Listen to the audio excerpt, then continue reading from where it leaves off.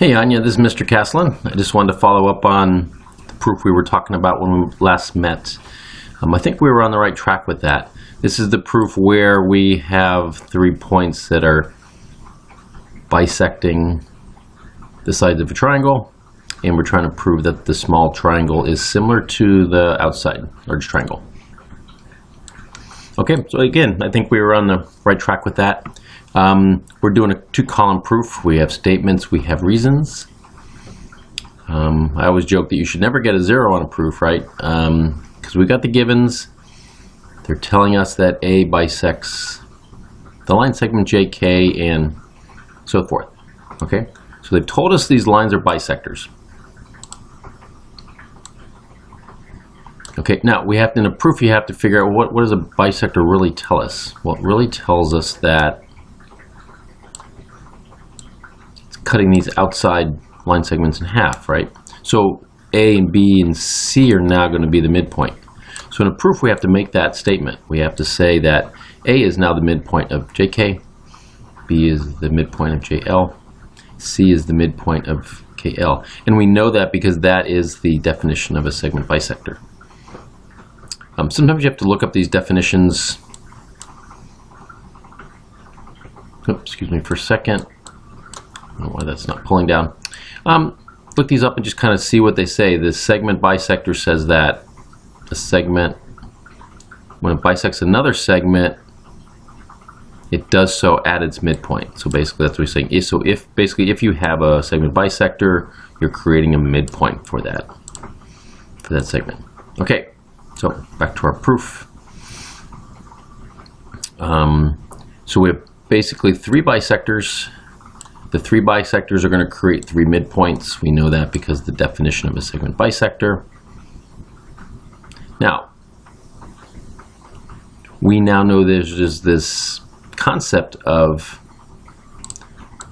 the fact that if you have a line that connects two bisectors, excuse me, 2 midpoints, that line here is called a midsegment.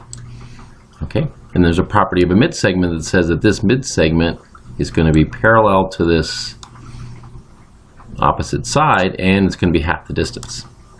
Okay, so for this proof, we want to say that AB is half the distance of that outside segment KL. How do we know that? Well, that's the definition of a midsegment. Okay, so when you go along in geometry, every chapter you learn new concepts, new theorems, and every time you learn a new theorem, you can now use that to prove another theorem or to do another proof. Right? So our definition of a midsegment basically says when you join 2 midpoints, this midsegment is now half the distance of the opposite side. Okay, so that's the triangle midsegment theorem, and we can now use that as a proof reason. Okay, so now we basically have 3 scale factors. This side's 1/2 of that side, this half 1/2 that side, and this half's 1/2 of that side. All 3 sides are, the corresponding sides are now proportional. This side is proportional to that side with the same scale factor of this side being proportional to that side. Okay, we have 3 sides that are proportional.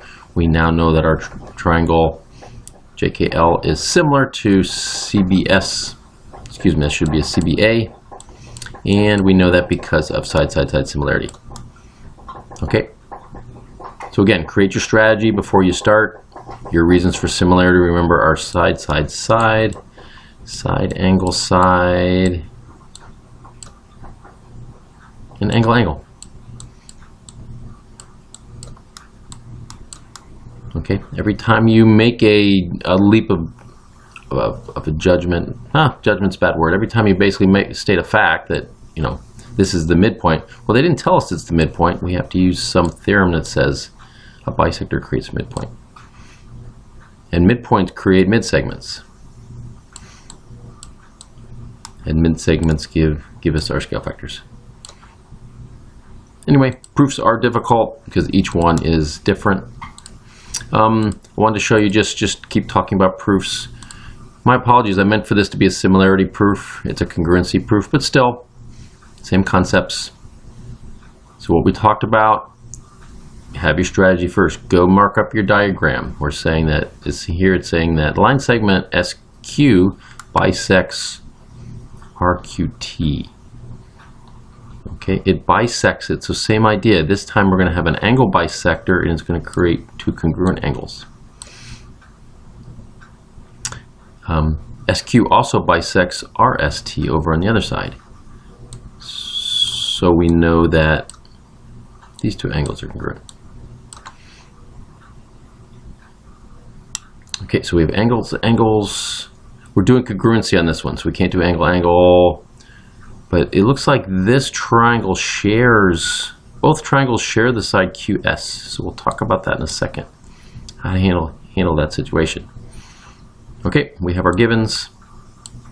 Excuse me, I'm drawing with a mouse, so that's a little difficult for me sometimes. Okay, we said that RQS is congruent to TQS. Now, again, we're going to, similar to the last proof, is we're going to say, well, that's the definition of an angle bisector. If we have a line segment that bisects this larger angle, it means it breaks it up into two congruent smaller angles. Okay, so definition of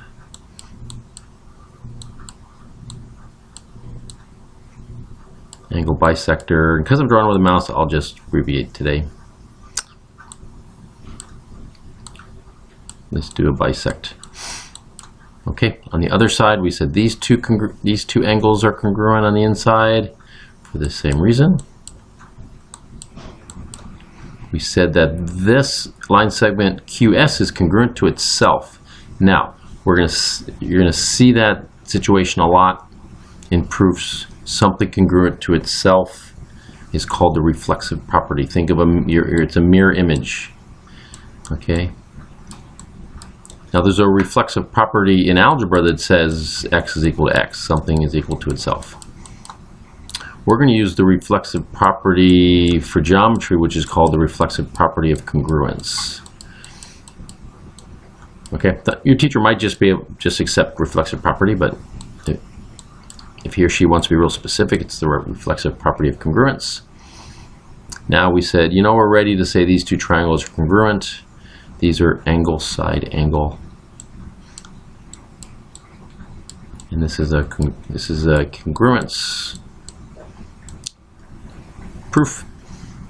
Now this you've proven what they asked for here. I think this teacher just added this fact to say, oh yeah, by the way, now that these two triangles have been proven congruent, we know that the corresponding sides all match up. So we can now say RS. The line segment RS is congruent to the line segment ST. That's because corresponding parts of congruent triangles are congruent. So once you've proven that the two triangles are congruent, now you can match up any of the corresponding parts.